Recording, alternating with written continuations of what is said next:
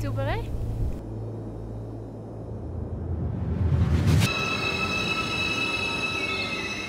Aujourd'hui, nous repartons pour une nouvelle aventure. Nous ne le savons pas encore, mais cette dernière sortie en ski de la saison va nous demander de la force, de la patience et beaucoup d'humilité. Il est 6h30 et nous embarquons dans le train qui nous emmènera à la gare la plus haute d'Europe.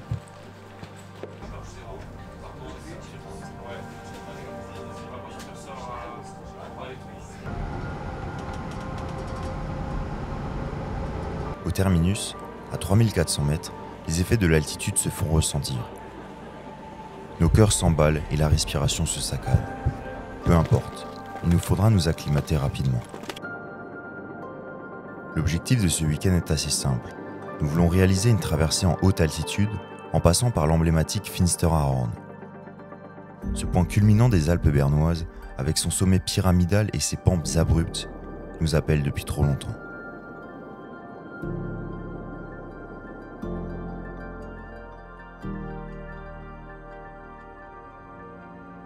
Nous sommes maintenant au pied du Mönch. La météo semble correcte et nous décidons de tenter l'ascension. Les accumulations de neige dues aux précipitations des derniers jours ne facilitent pas la tâche. Mais rapidement, nous rejoignons l'arête qui nous mènera au sommet. À partir de là, commence l'incroyable valse de l'alpinisme.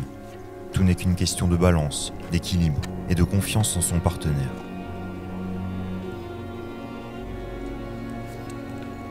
Avec l'adrénaline du moment, nous restons concentrés.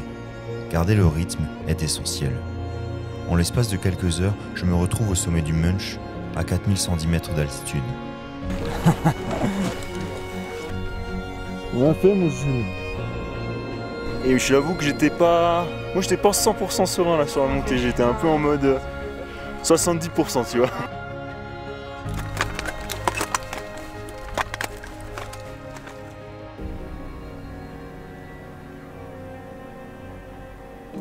Après quelques heures de descente, nous finissons par arriver au refuge. Il était plus que temps de reposer nos corps, secoués par l'altitude. Malheureusement, dans la soirée, nous assistons à un changement radical de la météo. Une tempête fera rage jusqu'au bout de la nuit. Au petit matin, le brouillard s'est installé. Jour assez blanc, donc on va pas aller au Fischerhorn comme on avait prévu. On va descendre sur Concordia Platz pour remonter un petit col et directement aller sur Finsteraarhorn. Au moins c'est plus safe comme itinéraire. On n'est pas obligé de monter à 4000. On verra ce que ça donne, parce que là on doit descendre sur le glacier dans la brouillasse. On est complètement trempé. En plus il fait très très chaud donc on transpire. Pas agréable là. Après avoir passé la journée dans les nuages, nous touchons enfin au but. De jour en haute altitude, et nous sommes enfin au pied du Finsteraarhorn. Les gardiens du refuge annoncent une fenêtre météo pour le lendemain matin. Alors nous gardons un bon espoir de réussir.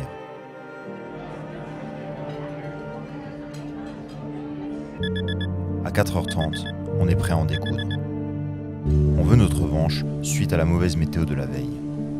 Après avoir mangé, rangé nos affaires, on sort. Et là, c'est le drame. Le brouillard est là, épais, persistant. Peu importe, on veut croire à cette fenêtre météo et qu'il finira par se lever. Alors, on monte. Il y a tout qui gèle, il y a la lentille de l'appareil photo qui gèle. Nous aussi on gèle. La météo est vraiment trop pourrie. Donc il reste 600 de D+ jusqu'au sommet, mais on fait demi-tour.